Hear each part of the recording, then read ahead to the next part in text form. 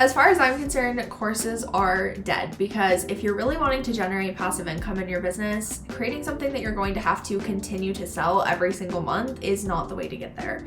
The best way to do this is some sort of monthly membership where you're going to have passive reoccurring revenue.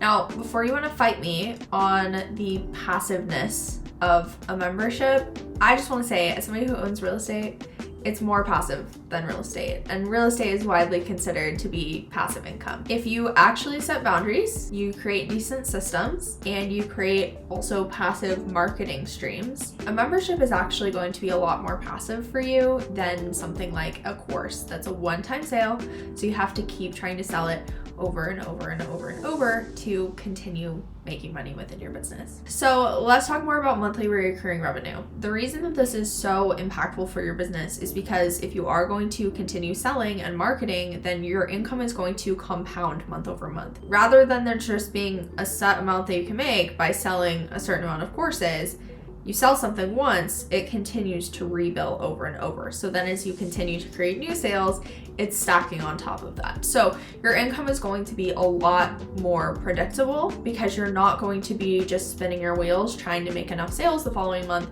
You're going to have a pretty good idea of how much is going to be coming in. So this is great because if you're wanting to scale your business, you have a really good foundation and you know that you're going to have money coming in next month.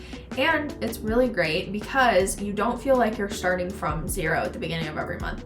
I know the business owners can relate to that sinking feeling when the first of the month rolls over and your Stripe goes back to zero month to date. And we want to avoid that sinking feeling because you know that you're going to have rebuilds coming in all month long, no matter what you do. So if there's ever a time within your business or maybe over the summer that you want to take some time off, not have to be as on in your business all the time, a membership is definitely the way to do that. It's super easy to build. It's really easy to manage if you have good systems, and it's really great for stackable income. So once you've decided that you are going to have a membership, you can dive into creation. So you want to determine obviously what your niche is going to be, who your target market is, and what the transformation of this membership is going to be. So what are people going to get out of being inside of it? And then you basically want to just do a brain dump of everything that you want to include in the membership. Now, if you have multiple other offers, typically your membership is going to be 15% of your total offer suite. So it's going to be a more entry-level offer within your suite, but it also allows you to have more of a circular offer suite because people that go through your highest ticket offer, they can also come right back and stay in your membership just for some reoccurring kind of low ticket support. So once you have an understanding of what you're actually going to put in your membership, then you want to begin mapping out what the material is actually going to look like. So determine what's going to make sense to be videos, templates, written resources, and then any other support elements that you are going to have. So for our membership specifically, Social Media Millionaire Society, what we have inside is a ton of modules that we add to every single month. And then we also have a lot of resources and templates. Now, on top of that, we have some other more active support elements, which you don't necessarily have to have in your membership, but we do. So we do some monthly calls. I myself do one Q&A call once a month with people inside the membership. And then because we have a team, we also have some additional calls inside of the membership. Now, on top of that, there's also the community in there. And I'm going to talk a little bit about boundaries around the community because this is the one thing where it can get kind of out of hand for people. And then people feel like a membership isn't super passive, but it's usually just because they don't set good boundaries in for themselves within managing their business. Community, module request, any live trainings that you want to do, and then you can determine how often you want to release new content because that's going to be one of the biggest selling points for keeping people in the membership. On top of the community and any live support is the continuous addition of modules. Now, there's two ways to kind of go about adding information into your membership. The first way is to just batch create and then pre-schedule it to go out month to month. The second way is to actually create month to month, which is what we do, and it's very, very manageable. So we have a module request form inside of our membership, which funnels directly into our ClickUp system that we have in our business. And so anytime there's a request for a module, we go ahead and look at it, we approve it or decline it. So we'll decline it if it's something that's out of the scope for the membership and it's something that's taught in our higher ticket offers, or we'll approve it and it gets filed in and task is created to go ahead and film that for the following month. With the management and the way that we have this set up, the only other thing that typically needs to be managed is some level of customer support through like an email.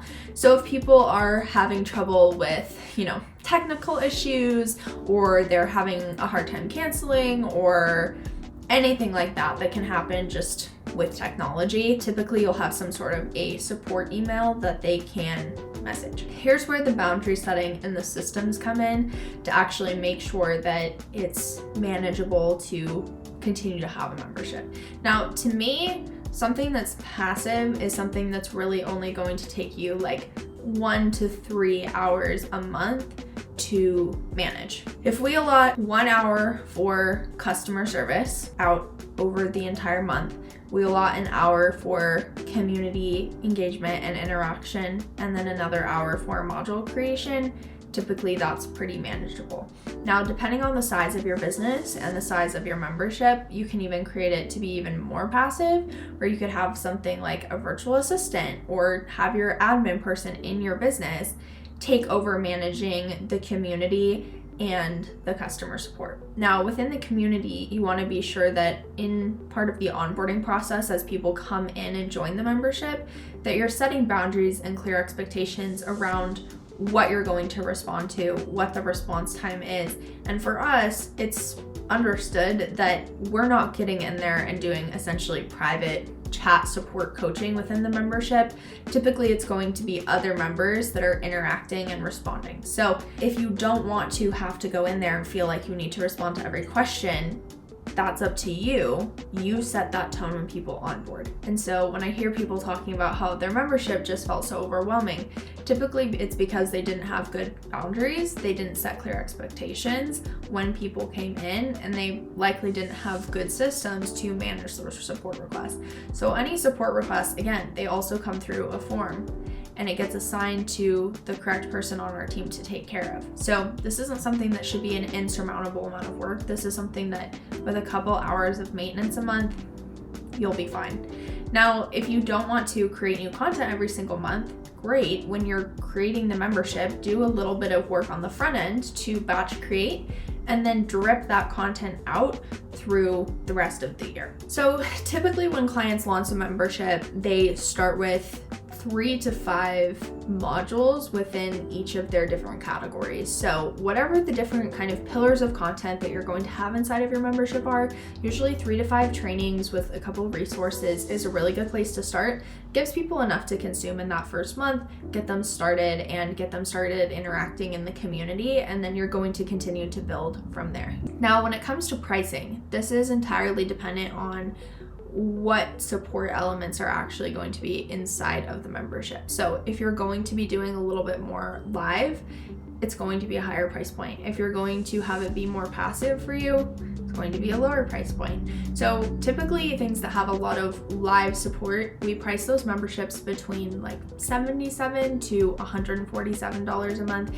And then anything that's less interaction is going to be typically between $47 to $67 a month. When you actually go about pricing, the key thing that you want to think about is what is the goal customer lifetime value that you have. So it shouldn't just be 1 month. Ideally, we want to retain members for 6 months to a year. So your monthly pricing should make up the portion of what you actually want the total amount from each member to be in a 6-month or a 12-month time frame. Now, the last thing to really understand when it comes to your membership is automating the onboarding process, which is in conjunction with your marketing. So you want all of this to be passive. You shouldn't have to do anything. People should be able to hit whatever piece of marketing or content it was, go to your sales page and check out. You shouldn't have to lift a finger.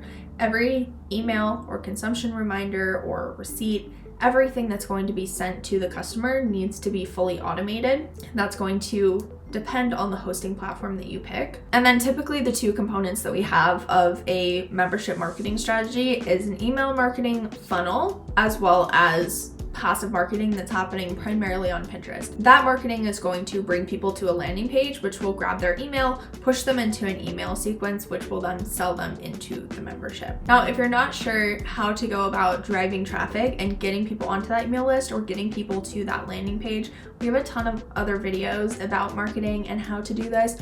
Or if you want more direct support on this, go ahead and just send me a DM. I'm happy to chat through this with you. As always, be sure to subscribe to the channel, leave any comments if you have any questions down below, and we'll see you in the next video.